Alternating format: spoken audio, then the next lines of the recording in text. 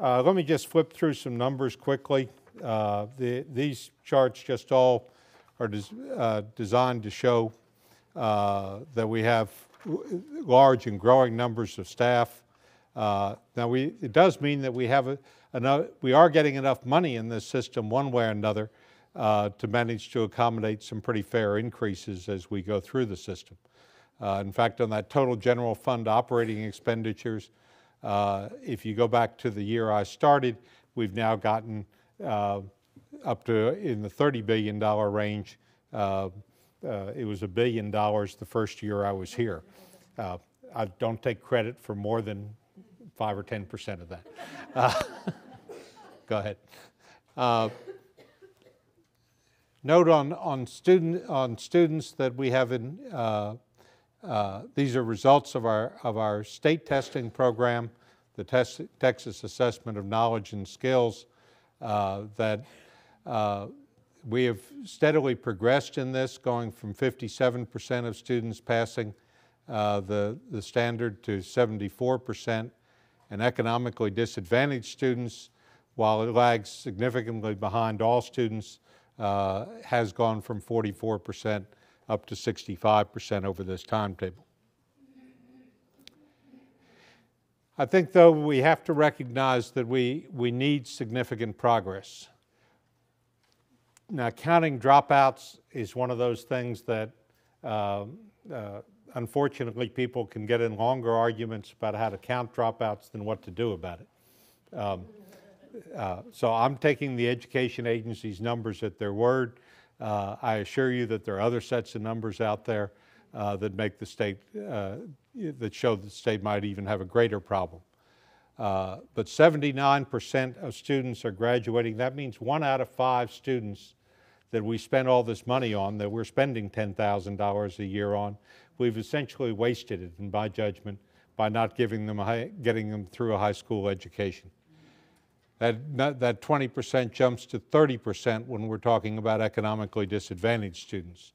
Economically disadvantaged students are ones that fall below the federal guidelines for free and reduced lunch price programs.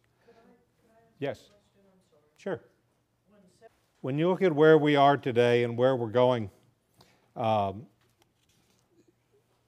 I think I have one, could you go to the next slide for a moment? Pick this up from another presentation of ours.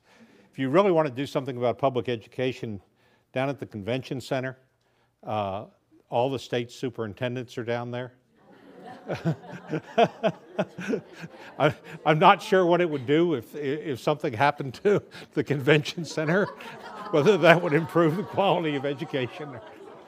But I tell them that too, so.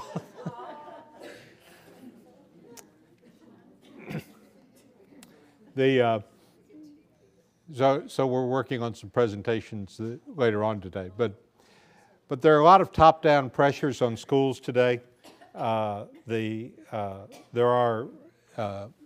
state is developing a whole series of new assessment, new testing, and new assessment. We're going to have what are called, we're going to replace the tax tests for grades 9, 10, and 11. With what are called end-of-course examinations, where we specifically give students a test on their subject matter. Now, let me give you one little warning about end-of-course tests. They're not. They're actually about April, because you have to give the test in order to have time to remediate the student. So it's not quite end-of-course, so we call them near end-of-course tests. But there are a lot of new data and reporting systems that the state is putting in.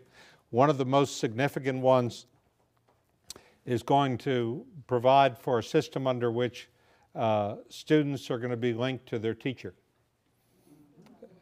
And there'll be a good deal of controversy about this, but starting next year, districts will be reporting to TEA not only who is teaching whom, but what the local grade is. And that's going to be linked up with the state information. And so you're going to get a lot of information out there, and I'm very uncertain how this is all going to affect the process, because at least as I read much of Open Records Act, I'm afraid a lot of this may end up in the Dallas Morning News as to which teachers are teaching which students. And what the results are, and what effect is that going to have on parental choice for selection of teachers and just a whole variety of elements. So that's a major element that is out there.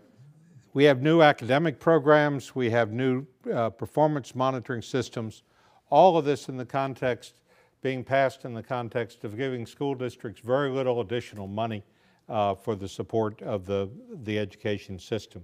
So one of the great issues that we see in the near-term future is if we're going to have higher standards for public education, if we're going to, for instance, one of the classic phrases that's used in this is that all students should be college or workforce ready.